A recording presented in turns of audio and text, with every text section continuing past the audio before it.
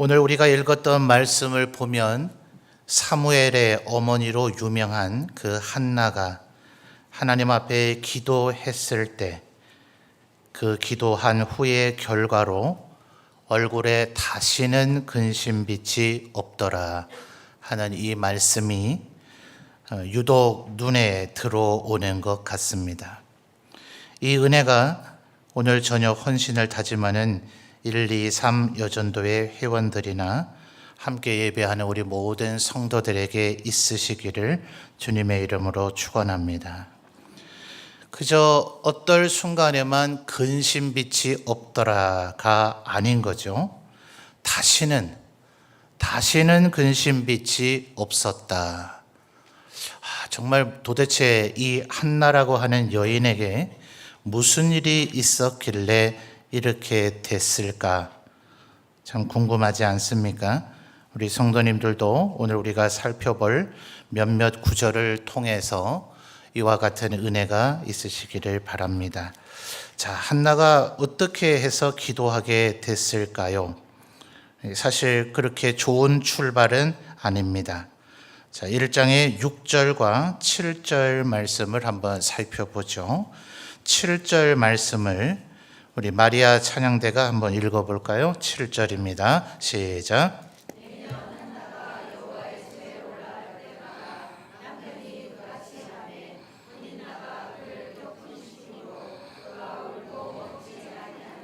아멘. 자, 1절을 보시면 에브라임 산지 라마다임 소빔이라고 하는 도시에 이 사람 엘가나 그리고 두 명의 아내 한나와 브닌나가 살고 있었습니다. 지금 사건의 배경이 되는 장소는 3절을 보면 이 사람이 매년 자기 성읍에서 나와서 어디요? 실로에 올라가서, 원래 살던 성읍은 라마다임 소빔이고 지금 사건이 벌어진 것은 실로라고 하는 곳입니다. 실로가 어떤 곳이냐? 7절에서 이미 우리가 확인한 대로 그곳에는 여호와의 집이 있는 거죠. 7절의 첫 단어를 보면 매년 이렇게 되어 있죠. 우리는 구약 하나님의 율법을 통해서 구약시대의 하나님의 백성들에게 하나님께서 유월절 그리고 초실절, 수장절 1년에 3번은 내 앞에 나와서 하나님 앞에 제사하라 그렇게 말씀하셨는데, 사실 이 매년 바로 이날이 이 3번의 절기 가운데 어떤 날인지는 우리가 읽은 이 사무엘서 초반부에서 특별한 설명은 없습니다. 그러나 7절의 첫 단어인 매년 한나가 여호와의 집에 올라갈 때라고 하는 표현은 최소한 이 세 날 중에 하루를 특정해서 1년에 한 번 실로에 온 날이라는 것을 우리에게 설명해 주고 있습니다.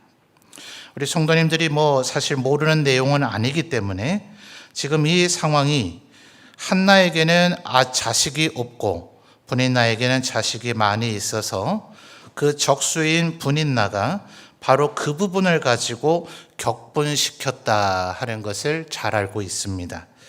어쩌면 아기가 있느냐 없느냐, 자녀가 있느냐 없느냐, 많느냐 적느냐, 이것은 이 이야기를 둘러싸고 있는 껍데기에 불과합니다. 애초부터 우리가 이 사실을 알려면 이 스토리를 알아야 되기 때문에 껍데기를 알아야 되긴 하겠지만, 우리가 주일학교 수준을 이제 넘어서려면 그 표면적인 이야기에만 사로잡힐 것이 아니라 그 내면에 감춰져 있는 얘기를 발견할 수가 있어야 되겠죠. 자, 7절을 보시면 굳이 이 날이 어떤 날인지 설명할 필요가 없잖아요. 그냥 한나는 아이가 없었고 브닌나는 아이가 많아서 브닌나가 그 부분을 가지고 한나를 괴롭혔다라고만 얘기하면 될 일인데, 굳이 이 상황이 벌어진 것이 7절 상반절에 뭐라고요? 매년 한나가 여호와의 집에 올라갈 때마다. 자, 이것이 말씀드렸듯 6월절, 수장절, 초실절 3번이라 하면 1년에 3번일 수 있겠지만 매년이라고 하는 단어는 1년에 한 번을 지칭할 때 쓰는 표현이기 때문에 3일이라 보기는 어렵다 했습니다만, 한 발짝 물러나서 3일이라 치더라도 1년에 3일이 많습니까? 3일을 제외한 날이 많습니까? 3일을 제외한 362일이 훨씬 많죠. 그 날들은 왜 분인나는 한나를 안 괴롭혔을까요? 왜 성경은 분인나는 라마다임 소빔에서도 한나를 무던히도 괴롭혔던 악한 여자였고, 실로의 하나님 앞에 올라왔을 때에도 그랬던 정말 상종하지 못할 악한 여인이었다라고 이야기하고 있지는 않죠. 그러나 사람의 성품이 그러하듯이 이렇게 분인나가 한나를 괴롭혔다면 아마도 나머지 362일 혹은 364일도 분인나가 한나를 친절히 대했을 리는 만무합니다. 그런데 성경은 지금 7절에서 굳이 늘상 분인나가 한나를 그렇게 괴롭혔을 것이 너무나 분명해 보이는데도 불구하고 지금 한나가 격분하게 되는 일은 자식이 없어서는 껍데기에 불과하고, 매년 7절 상반절 다시 주목해 볼까요? 매년 한나가 어디요? 여호와의 집에 올라갈 때마다 중간에 불필요한 문장들을 생략하면 한나가 분인나를 격분시켰다 하는 겁니다. 저는 이 영적인 원리를 너무나 많이 느끼곤 합니다. 여러분, 우리가 뜨뜻미지근하게 살면 요한계시록에서 얘기하는 것처럼 차든지 뜨겁든지 둘 중에 하나를 해야 되죠. 펄펄 끓는 온천수가 되든지, 아니면 너무나 시원한 청량감을 주는 식음료, 식용수가 돼야 되는데, 이것이 뒤섞여 버리고 석회질이 섞여 버려서 온천물로도 쓸 수 없고 식용으로도 쓸 수 없는 그런 어정쩡한 상태가 됐을 때 하나님은 토하여 내쳐버릴 것이라고 이야기하셨습니다. 그런 것처럼 우리의 신앙의 삶에 열정이 없을 때는 아무런 일이 벌어지지 않아요. 어차피 지금 영적으로 게으르고 나태하고 영적으로 병들어 있어서 굳이 마귀도 할 일이 얼마나 많겠습니까? 마귀도 온 인류를 다 타락시키고 멸망의 길로 이끌려면 마귀도 얼마나 바쁘겠어요. 그러니 알아서 지가 죽음의 길로 가고 있는 애를 굳이 등 떼밀 필요가 뭐가 있겠어요. 그래서 마귀도 하나님 앞에 열정을 가지고 하나님 앞에 은혜를 사모하면 바로 그때 우리를 더 격분케 할 가능성이 많더라 하는 거예요. 그래서 7절 상반절에 매년 한나가 여호와의 집에 올라갈, 그 다음 뭐예요? 때마다, 그때마다. 참 희한하죠. 아니 1년에 362일 혹은 364일 더 솜털같이 많은 날이 있는데, 그때는 가만히 있던 이 분인나가 꼭, 격한 표현이 입에서 나올 뻔했네요. 꼭 그런 것처럼 이날만 되면 격분케 하는 일이 벌어지더라 하는 거예요. 그러니 여러분, 우리가 영적으로 은혜 받기를 원할 때, 또 교회가 지금처럼 7주간의 전도운동을 하고자 할 때, 영혼 구원 얻는 일, 하나님이 가장 기뻐하시는 일이지만 마귀가 제일 싫어하는 일이죠. 이럴 때 나와 내 가정과 우리 교회에 어떤 격분케 하는 일이 벌어질지 모른다 하는 거예요. 그러니 어떻게 해야 되겠어요? 이럴 때 더 기도해야 되죠. 하나님의 교회 지도자들은, 목회자들은, 또 중직자들은 알아서 이럴 때가 되면 정말 의무감을 가지고 책임감을 가지고 사명감을 가지고 기도해야 되는 것입니다. 언제까지 우리가 하나님 앞에 복 받기 위해서, 무슨 축복을 받기 위해서 기도하겠습니까? 그건 영적으로 너무나 어린아이의 자세에 불과한 것이고요. 이제 교회에 이 요한 사도가 그렇게 분류하지 않습니까? 어린이들과 젊은이들과 어른들, 아비들, 젊은이들, 아이들, 이렇게 분류를 하는데, 우리들이 이제 젊은이나 어른들의 반열에 이른 사람들이라면 이런 일이 벌어질 때, 여호와의 집에 올라갈 때마다 분인나가 한나를 격분케 하는 일들이 벌어지더라 하는 것을 기억해서 우리의 신앙의 중요한 고비고비 때마다 더 긴장감을 가지고, 그래서 이런 것을 가리켜서 각성한다 그러죠. 그래서 하나님 앞에 내 신앙이 지금 온전한가, 나는 복음의 증인으로 살아가고 있는가, 또 나는 하나님 앞에서의 올바른 사명감을 가지고 살아가고 있는가를 주목해야 되기 때문에, 흔히 전도운동을 힘쓰는 교회들은 이런 전도운동을 단순한 전도운동이라 부르지 않고 영적인 대각성운동이다 이렇게 부르곤 하는 이유가 바로 거기에 있습니다. 특별히 우리 교회 여전도회에 물론 에베네셀 어르신들도 계시긴 하지만 교단이 정한 70세의 정년 이하로서의 전도의 편성 구조상 제일 맏 언니들에 해당되는 1, 2, 3 여전도의 회원들이 그 어느 때보다 기도의 본을 보이고 기도에 앞장서 주셔야 될 때라는 생각을 하는 것입니다. 여러분, 특별히 4절 말씀을 한번 읽어봐 주시죠. 4절입니다. 시작.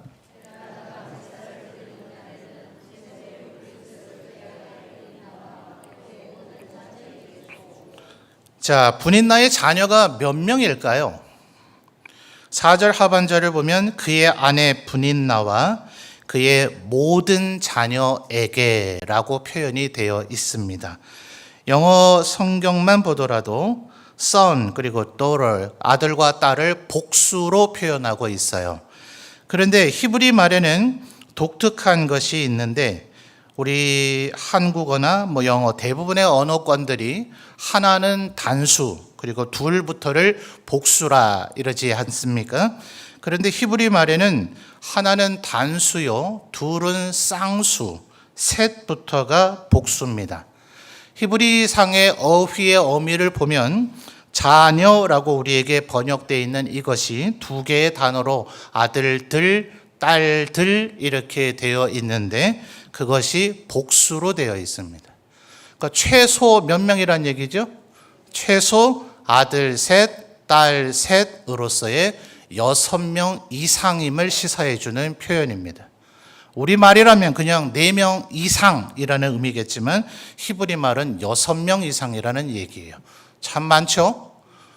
분인나가 이렇게 6명이나 되는 아이를 낳을 때마다 한나가 한 명의 아이가 없다는 것도 참 불가사의하기는 합니다. 그런데 여러분, 만약 이런 분인나가 여러분을 괴롭힌다면, 여러분이 만약 그것에 대한 대응과 보복이 여러분의 목적이라면 한나가 유리할까요? 분인나가 유리할까요?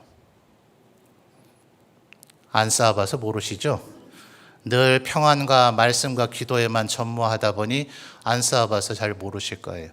전 누나가 5이라서 누나들의 싸우는 현장을 많이 목격했습니다. 우리 누나들이 오늘 저녁 설교는 안 들어야 될 텐데요. 분인나보다 한나가 훨씬 유리하죠. 한나는 자신의 마음만 잘 추스리면 됩니다. 그런데 분인나에게는 분인나가 아무리 방어를 잘하고자 하더라도 분인나의 약점이 되는 아이들이 6명이나 있죠. 어머니들 어떠세요? 나를 공격하는 것보다 내 자식을 공격하면 더 격분하게 되지 않습니까? 그러니 사실은 이 분인나는 정말 어리석고 무모한 도발을 하고 있는 겁니다. 만약 한나가 아주 제대로 보복하고자 하는 마음을 먹었다면 지옥을 경험하게 될 것은 한나가 아닌 분인나가 10배 이상의 지옥을 경험할 수가 있을 거예요. 그런데 한나는 그런 마음을 먹지 않았다 하는 것입니다. 이것이 우리 예수 믿는 사람들이 꼭 기억해야 될 일입니다.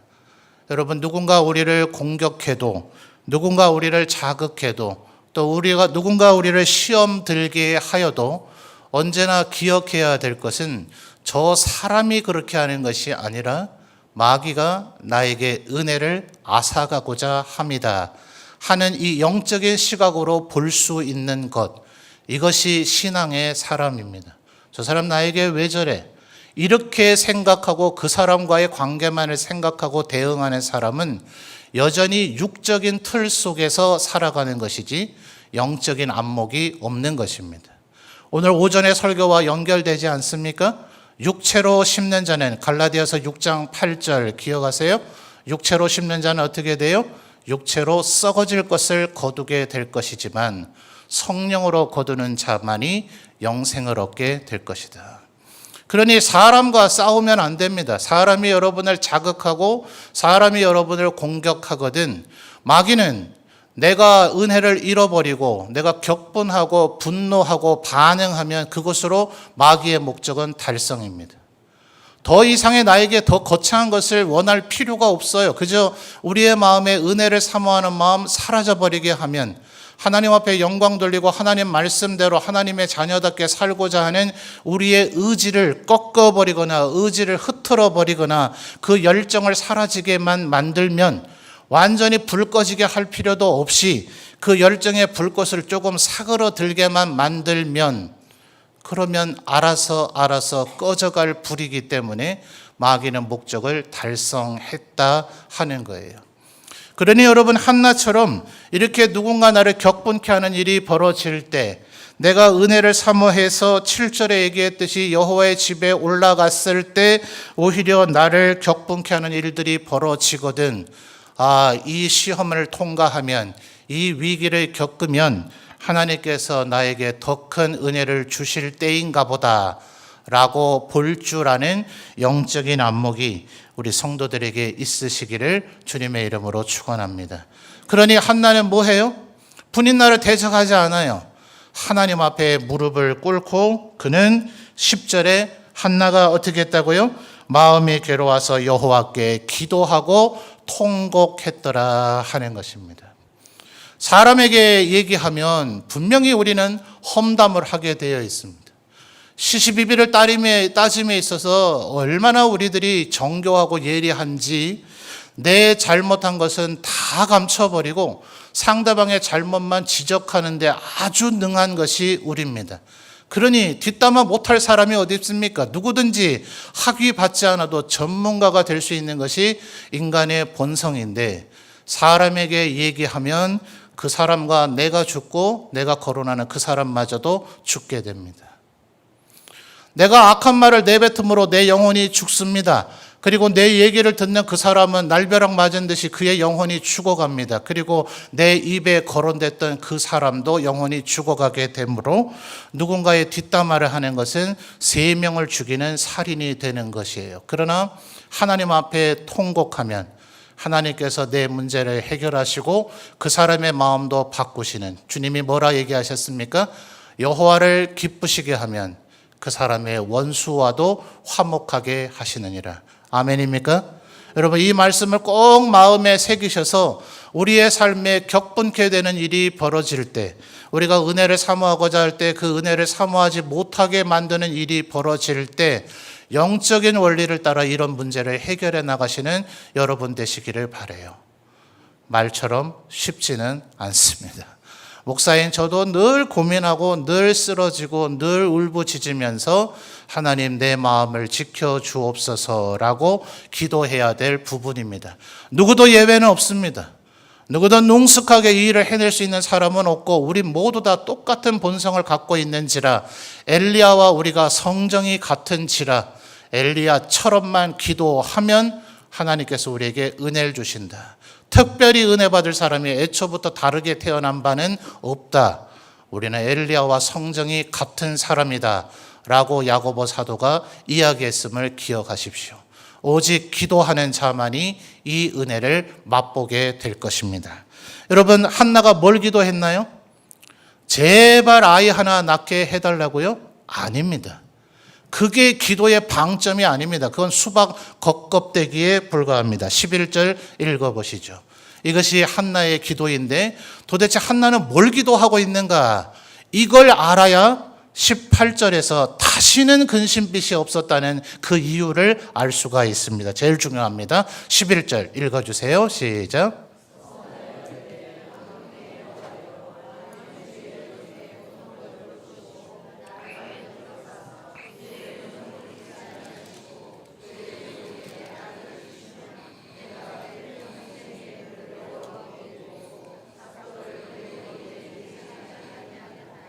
아멘.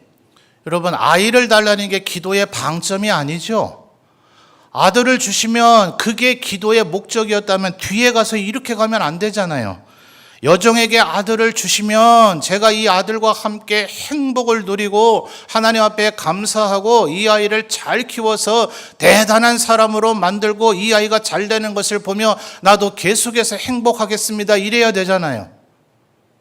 자식이 없어요. 지금 분인나는 6이나 되는데 한나는 아직 한 명도 없는데도 불구하고 주시면 여호와께 드린대요. 그러니 한나의 기도는 아들 얻는 것, 자식 얻는 것에 목적이 있지 않은 겁니다. 이게 만약 목적이면 오늘 오전에도 얘기했듯이 이게 목적이면 자식 하나 얻어도 만족을 얻지 못합니다. 레아와 라헬을 기억하십니까? 라헬의 첫 번째 아들 그 대단한 애굽의 총리 요셉, 너무나 중요한 믿음의 족장이요 믿음의 사람이지만 그 사람의 이름의 뜻은 어처구니가 없게도 하나 더였습니다. 언니가 6명이나 낳고 여종을 통해서 2명이나 낳아서 8명의 직간접적인 자식을 얻었지만 자기는 이제 하나 낳았으면 천신만고 끝에 요셉을 낳았으면 하나님 앞에 감사하고 찬송하는 바로 유다 찬송, 그것이 오히려 라헬의 첫 번째 아이의 이름이 되어야 되지 않습니까? 근데 그녀는 감사하지 않고 기뻐하지 않고 하나 더, 이게 인간의 본성이더란 말이에요. 아들을 얻는 것이 목적이었다면요. 그러니까 한나의 기도 제목은 기이하지 않아요? 아들을 주시면 그 아들을 평생에 여호와께 드리겠습니다. 다시는 내가 그 소유권을 인정하지 않겠습니다. 이러려면 뭐 하려고 낳습니까? 그러니 한나의 기도의 목적은 자식에 있지 않았어요. 11절 상반절 다시 한번 잘 볼까요? 서원하여 이르되 만군의 여호와여 만일 주의 여종의 고통을 그다음 뭐예요? 밑줄 거세요. 돌보시고 나를 그다음 뭐예요? 기억하사 주의 여종을 어떻게 해요? 잊지 아니해 주시기를. 이것이 한나의 기도였습니다.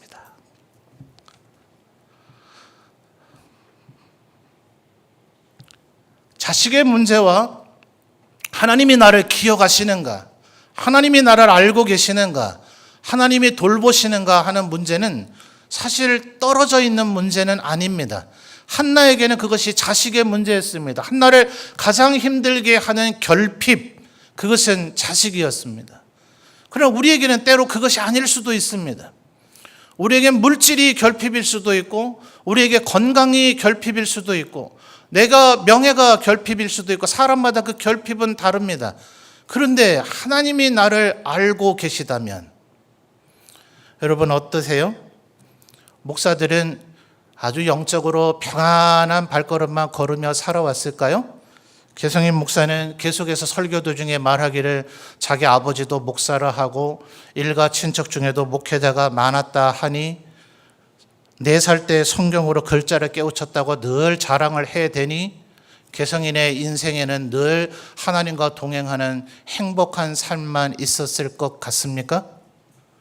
저는 목회자가 되기 전에 몇 번 교회를 떠난 적이 있었습니다. 하나님을 떠날 수는 없겠죠. 근데 교회를 떠난 적이 있었습니다. 너무나 다 꼴보기 싫었어요. 어떻게 저런 것들이 하나님을 믿는 것들인가라는 생각이 들 정도였기 때문에. 근데 어느 날 담임 목사님이 저를 신방한 건 아니었어요. 그 사람은 신방이란 단어가 적합하지 않은 그런 용어를 쓸 포지션에 있는 사람은 아니었습니다. 저를 찾아와서 하는 말이 아무개가 네가 안 보인다고 걱정을 하더라. 네가 잘 지내고 있는가 궁금하다더라. 도대체 내가 뭐길래 그가 나를 기억하고 있는가. 인간의 기억 속에 저는 눈물이 왈칵 쏟아졌습니다.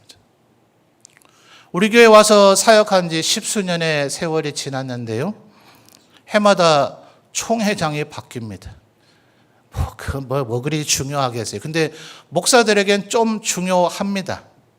그렇지 않은 분도 있을 때도 있지만 그래도 어떤 분들, 그들 중에 어떤 분들은 정말 목회자로서 존경할 만한 분이 우리 교단을 대표하는 총회장이 되기 때문에 그렇습니다.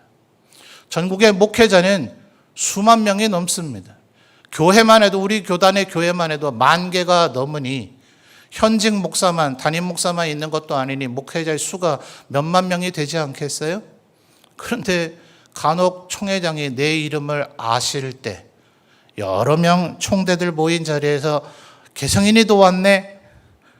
개성인 목사가 아니고 개성인이도 왔네가 훨씬 친근감 있는 표현인지 아시죠? 아니면 말고요. 다른 목사들이 총회장께서 너를 개성인이 왔네라고 부르네, 어떤 사이야? 이렇게 굉장히 부러운 듯이 물을 때 제 마음에 뿌듯함이 있었습니다. 도대체 그놈의 인간들이 뭐길래요? 한번 상상을 해보십시오. 하나님이 나를 돌보시고 계시다면, 하나님께서 나를 기억하고 계시다면, 하나님께서 나를 잊지 아니하고 계시다면, 한나의 소원은 바로 그것이었습니다. 지금 자신에게 자식이 없다는 그것이 혹시 하나님이 날 모르시는 거 아닌가? 하나님이 나를 기억 안 하시는 거 아닌가? 하나님의 뇌리, 하나님의 생각 속에 나는 지워져 버린 것 아닌가? 한나의 통곡의 원인에는 바로 그것이 있었습니다. 그래서 한나는 아이를 낳았을 때 그 아이를 하나님께 드릴 수 있었어요. 왜냐하면 아이가 나에게 생겼다는 것은 이 아이가 내 기도의 목적이었다면 이 결과물은 절대로 내놓을 수가 없죠.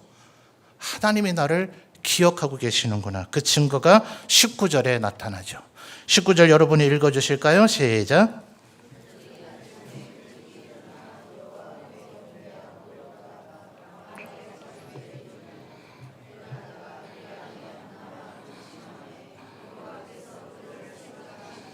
아멘. 19절 하반절에 명확하게 나오죠.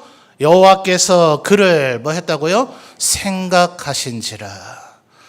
바로 이것에 대한 확신이 생겼기 때문에, 왜냐하면 17절에서 엘리가 하나님이 네가 기도하여 구한 것을 허락하시기를 원하노라 라고 선언했기 때문에 한나는 다시는 얼굴에 근심빛이 없었더라 하는 겁니다.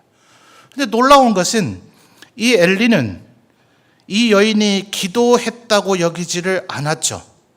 여인이 언제까지 술 취해 있을 것이냐라고 여겼으니 이 엘리는 한나를 안 것입니까? 모른 것입니까? 몰랐습니다. 한나가 어떤 여인인지, 지금 한나가 뭘 하고 있는 건지 엘리조차도 몰랐습니다.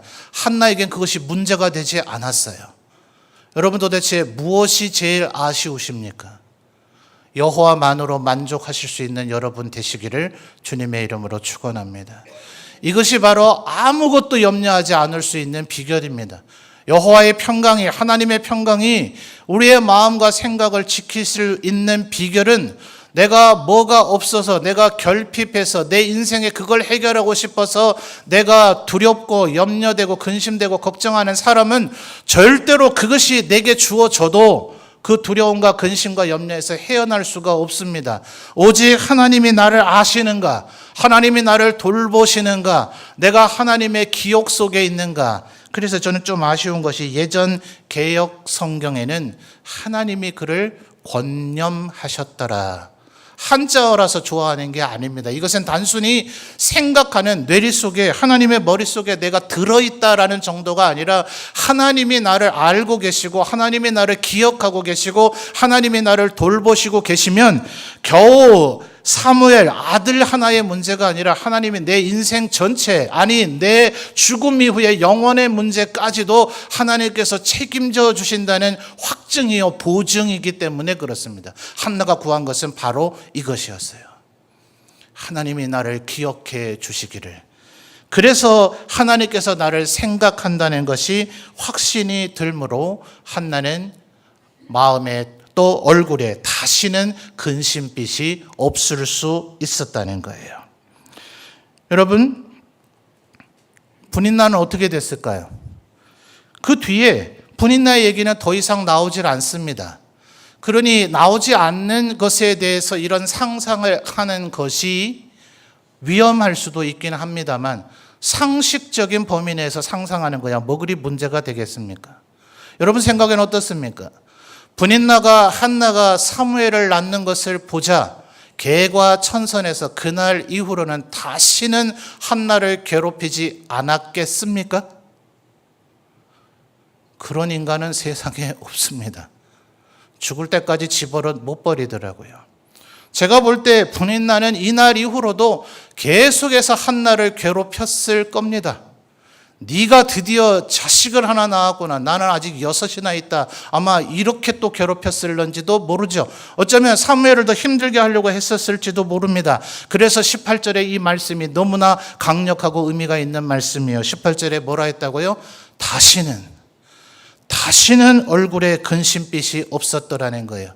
내 삶에 고난이 없어서가 아니라, 내 삶에 환란이 없어서가 아니라, 이제는 분인나가 사라져버렸거나 분인나가 회개하고 개가천선에서 다시는 나를 괴롭히지 않았다가 아니라, 하나님이 나를 알고 계시고 하나님이 나를 돌보고 계시고 하나님이 나를 기억하고 계시다는 그 확신, 그 여호와의 하나님의 평강이 내 마음과 생각을 바꾸어 버렸기 때문에 다시는 얼굴에 근심빛이 없었더라는 것이고, 그래서 한나는 사무엘을 하나님 앞에 드릴 수 있었습니다. 24절 보실까요? 젖을 뗀 후에, 확인하셨습니까? 24절의 마지막 두 단어, 아이가 어리더라. 25절, 그들이 수소를 잡고 아이를 데리고. 28절, 그러므로 나도 그를 여호와께 드리되 그의 평생을 여호와께 드리나이다 하고 그가 거기서 여호와께 경배하니라. 여러분, 자녀가 있으신 분들 한번 상상해 보십시오. 언제 그 자녀가 가장 이쁘던가요? 언제 가장 이쁘세요? 저는 지금도 이쁘던데요. 지난 여름 휴가 때 어르신들 자식이 오면 좋고 가면 더 좋다 하시던데, 아직 저는 어른의 반열에 들지 않았나 봅니다.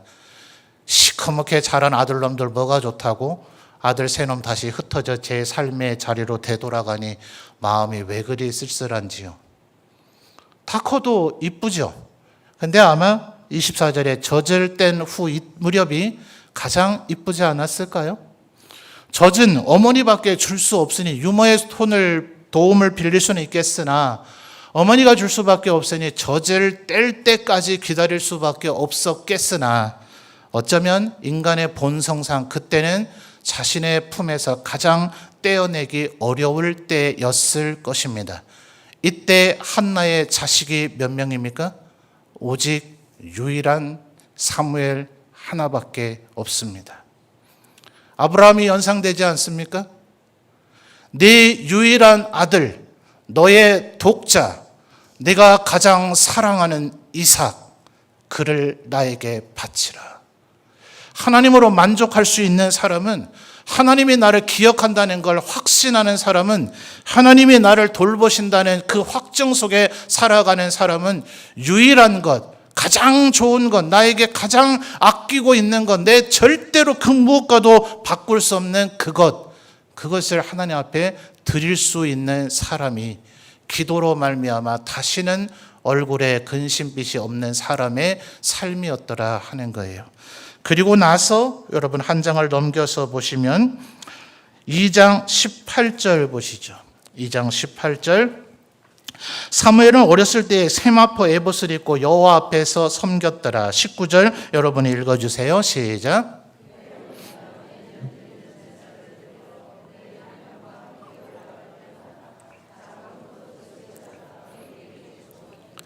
아마 사무엘서를 비롯한 성경을 열심히 읽으신 분은 한나는 사무엘을 낳고 난 이후에 또 다른 5명의 자녀를 낳았다는 사실을 기억하실 겁니다. 그 5명의 아이를 낳았기 때문에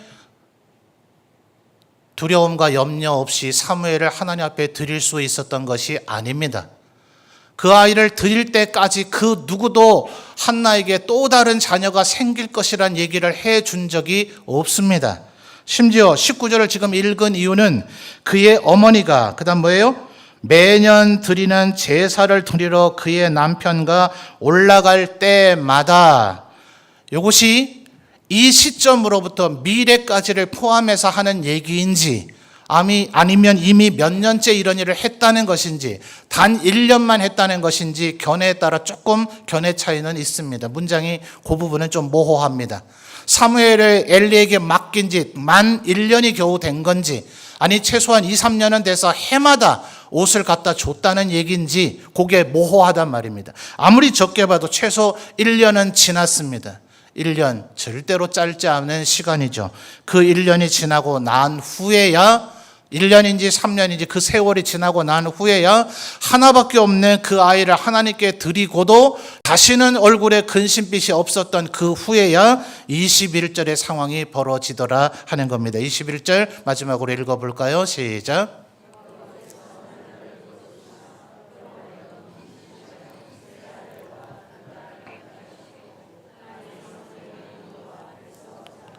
아멘. 한나는 사무엘을 드리면 하나님께서 또 다른 자녀를 주실 것이라는 계산 속에서 그렇게 한 것이 아닙니다. 사무엘을 하나님 앞에 드렸을 때 그 누구도 그런 얘기를 아직 하지는 않았습니다. 그리고 나서 최소 1년, 길게 보면 2, 3년의 세월이 흐르고 난 후에 그를 온전히 하나님 앞에 드렸음이 하나님 앞에 완전히 드러난 후에 21절 뭐라고요? 여호와께서 한나를 뭐 하셨다고요? 돌보시사. 한나의 기도는 이루어졌고 하나님의 기억 속에 그는 영원히 남게 되었습니다.